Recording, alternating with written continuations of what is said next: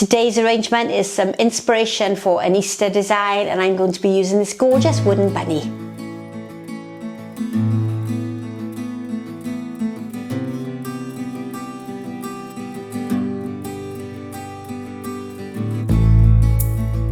Welcome back. Now today's arrangement is using this gorgeous little bunny. It's a wooden bunny from a general home store, and my original plan was to team it up with these 3 chrysanthemum blooms, and I've decided that they're too big, so we're not going to use them, but come back at a later date and see what I do with them. If you're part of the membership channel, you would have already seen the video where I explain why I haven't used the chrysanthemum blooms and where I've talked through the flower choice that I've got for today. But my inspiration has come from the colours in the bunny. He's got a little lilac-y purple flower on the centre. The white bunny matches really nicely with my container, and I'm using a block of floral foam in the centre to create my design. The idea for this design is something that's quite light and airy, and I didn't want to overfill it with too many big flowers. So what I'm going to do with my bunny, who has a plastic floral frog attached to the bottom, I'm never sure why floral frog is such a hard word to say, but the floral frog is going to sit quite nicely there in my floral foam, and I've arranged it slightly towards the back. So you're looking at the back of the arrangement. If I turn it around, this is the front, and I've allowed myself some room here at the front to put in some flowers. If I'd have brought that too far forward, there will be no room for my flowers. And my thoughts are, I'm going to go in a sort of crescent shape on either side of my little rabbit. I don't want to hide this. There are designs that I did last year using a pair of bunnies, a matching pair of bunnies. So today I wanted to do something different. And the inspiration for that shape that I'm sort of visualising in my head has come from 2 pieces of garden foliage. Do we call it foliage when it hasn't actually got any foliage on it? So it's 2 garden shrubs. This one is the magnolia. I'm quite confident it's stellata, but it doesn't have a variety on it because I bought it in the reduced section. And you're very honoured for me to be cutting these because I've looked after them for the last couple of years, and this is really the sort of first time they've had numerous flowers on them. And this is maybe the first time they've had numerous flowers on them. I might have had 1 or 2 off them last year, but this year it's doing much better. So the inspiration for the design has come from this magnolia stellata and then this lovely prunus. Now I'm going to put the name on the screen because I can never remember. It's something Mai Tai, Kojo, no Mai. If you're an expert, you're going to be shouting at me now. But aren't they gorgeous? But you'll notice that there's only a flower on it and there's no foliage, and the foliage is going to come later. And what I'm going to do with the first piece is cut it at a bit of an angle at the bottom so it goes into the foam a little bit easier, and then I'm going to place that into the side of my foam. I'm just trying to visualize what the shape is going to look like when it's completed. What I think I'm going to do is to create a bit more of a curve. I'm going to get rid of this one here on the side. So our eye is then drawn back this way to the larger piece that I'm going to put on the opposite side. So I'm going to cut this one off. So this is really a lesson in looking at what the materials you've got and looking for inspiration in the shape. Don't just push it into the foam in any position. Really think about how it's growing, how it's going to show itself off to its best ability. And then the bit I've cut off, I've used towards the front to give me some width. That might be a bit long. I might have to cut it shorter later on, but I'm going to leave it as it is for now. And then this piece here has got a lot of movement going on it. It's a bit confusing because we have this angled piece and we have then this bit coming on that side there. That one again is curved slightly, and I think that's the piece I'm going to use. Now the only thing is, if I cut it and I cut it wrong, there's not much I can do about it. But you can see now the line is a lot clearer. The shape that it's given me is much better, and I'm going to come in higher up on the foam. I'm going to move my bunny slightly over so that it gives me a bit of room on top of the foam. And I'm just going to spend a bit of time seeing how I can really position that so that it opens up the arrangement. And we've essentially got a sort of a crescent shape taking place. We come down in the middle. I know the bunny is there, but we come down and then we come up on the opposite side.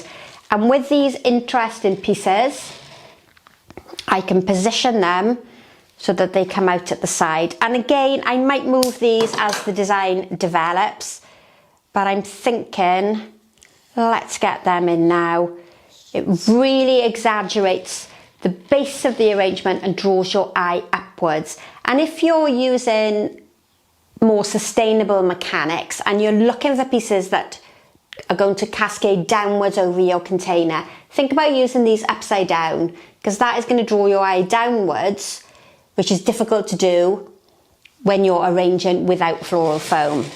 So the question is now, where's this one going to go? And I think he's going to come out towards the side. So now hopefully you can visualize why I didn't want to use those big chrysanthemum blooms, because I think the shape is going to be hidden. The elegant look that I've got is really going to be hidden by those very big formal flowers. So we'll have to look at those at a later date. And then I'm going to put my stellata in as well. It's the time of the year for all these gorgeous materials. And again, what I've got to do is take a bit of time to think about where in the arrangement that bigger head is going to go. And I'm thinking it can fit here. I'm not going to hide the flower with lots of greenery or any big flowers. It's just going to tuck in there at the back. Very natural, just like it would be growing in the garden. And my little bunny looks like he's sitting in amongst all the flowers in the garden.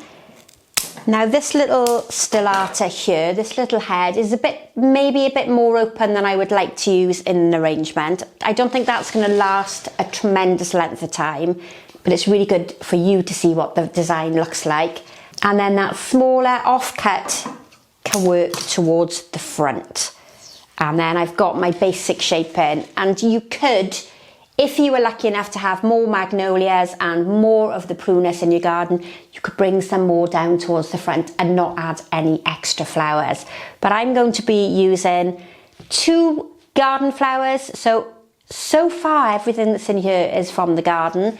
If you can't get, you haven't got a garden and you haven't got access to flowers like I have, then think about any branches that you might have growing. It could be catkins or pussy willows. Or replace it with a flower like a tulip or a narcissi, but you're looking for something that's very loose and organic and quite natural looking. And then I have a flower that I don't use very often. This is another garden flower. It grows quite successfully here in the UK. I would go as far as to say this is a bit of an aggressive, invasive, self-seeding flower, although many people really love to arrange with it. Its common name is Himalayan honeysuckle, and its Latin name has gone completely from my head. I bet you're all shouting at me now, and I've only just done a video where I named it something Formosa. Why can I not remember? Anyway, I'll put it on the screen in front.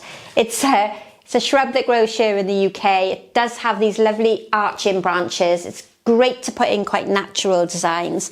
I don't know whether it normally flowers this time of the year, but I also picked this from my mother's garden as well. So Mum, if you're watching, I'm using up your lovely flowers. Now there has a slight curve. I'm going to remove the bigger foliage because I know that's not going to last, but there is a slight curve to it.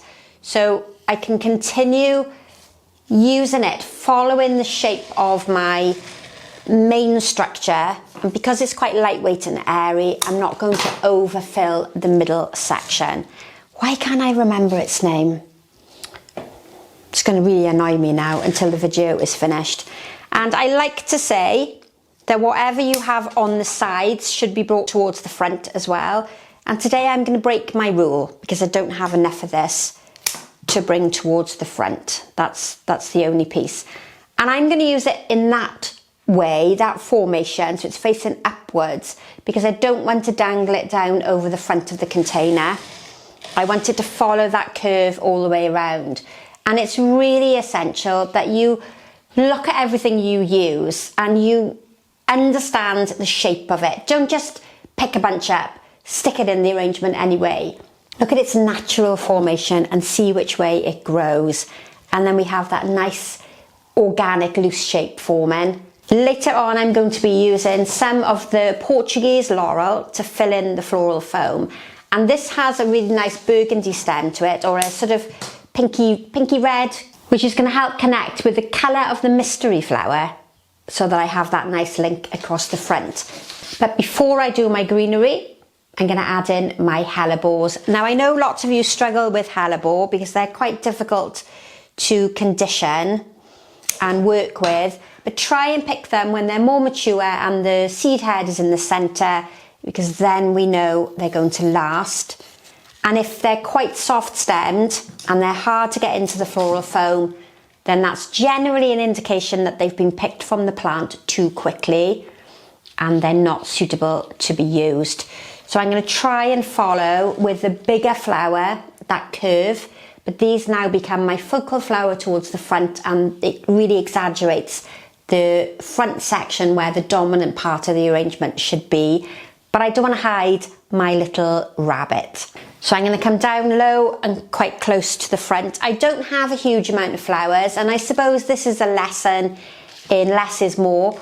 I know I'm lucky, I have access to lots of different types of flowers. I also have a garden, so I might be using flowers that you can't get hold of, but it's a lesson in using what you can get hold of. And if you haven't got the foam, think about arranging in some wire netting. Last week's design, of course, I used twisted, what was it? I think I said it was willow, and I think I said it was hazel, and I checked today when I was in the garden and it was twisted hazel. So last week I did twisted hazel formed into a container. If you haven't seen that video, pop back there. I don't want this little head nodding forward, so I'm going to cut that one off. I want more control over my flowers today, and I'm going to place that over onto the opposite side. I don't want those matching placements on the opposite side because that looks really ugly. I'm going to go again for that triangular pattern and that triangular formation because that works much better in floral design. Now, I did say I don't have a huge amount of flowers. I've still got 2 heads left, but I don't think I'm going to use them yet. I'm going to go in with my foliage first and then decide whether I need to place them more in this sort of section here. So it's the area you can't see from the camera, but if we look from above, there's a definite gap here where we can see our floral foam. So short little bits of the laurel. We really don't want to overcrowd at this point because the arrangement is really delicate. And I do have a little bit of garden mimosa. So if I can't cover my foam and I can't make the design neat, I can fall back on the lighter mimosa. But this looks quite good. Let's get this in underneath, around and on top, but without making the design too heavy. And while it's in that position there, I'm going to fill in the back. So I can go slightly longer in the back if I need to, but again, without spoiling that shape that I've already created. So let's work my way around. This one is Portuguese laurel. It's related to the bay and has a much glossier leaf and that lovely sort of burgundy red colour into it. So just a little bit of foam that needs hiding underneath here. So we'll get rid of that next. I'll probably have to do the same on the opposite side. Just tuck some small pieces underneath without losing that shape. And then my final 2 hellebore heads are going to be cut short, and I'm going to tuck them really close to the floral foam here. So from the overhead camera you can see them really clearly, but you can't necessarily see them from the position of that camera there. And I don't think I need to put one here in the middle, but I am going to add it on the edge there, not to waste it. We don't want to leave it on its own. So let's tuck that in there. I don't actually think we need it in the front here because I think the design is going to be slightly flat. So what I'm going to do instead is just bring it up here in that area. And then we're not too heavy at the front. And another small bit of the Portuguese laurel tucked down here at the front. And I think I'm almost done. Oh. Now I'm not too happy with the position of this one, so I'm going to take it out and angle it more towards the back. It'll be seen through the middle, so it's going to give it depth, but it doesn't have such a flat appearance at the front. And now what we're going to do is have a look at the chrysanthemum bloom and how wrong this would have been. Doesn't work at all. So I'm really pleased with how that's turned out. I hope you've enjoyed it. It just goes to show you that you don't need a whole range of supermarket flowers to create something that's really beautiful and elegant. Take a little look around your garden, go for a walk or a forage and see what interesting seasonal flowers that you can find. Now don't forget, you can join the membership side of the channel if you want some more information and some more in-depth floristry and flower arranging tips. Please subscribe to the channel because it helps other people find us. And if you want to be notified every time I upload a new video, then hit the little bell. And I look forward to seeing you for the next video very soon. Thanks for watching. Goodbye for now.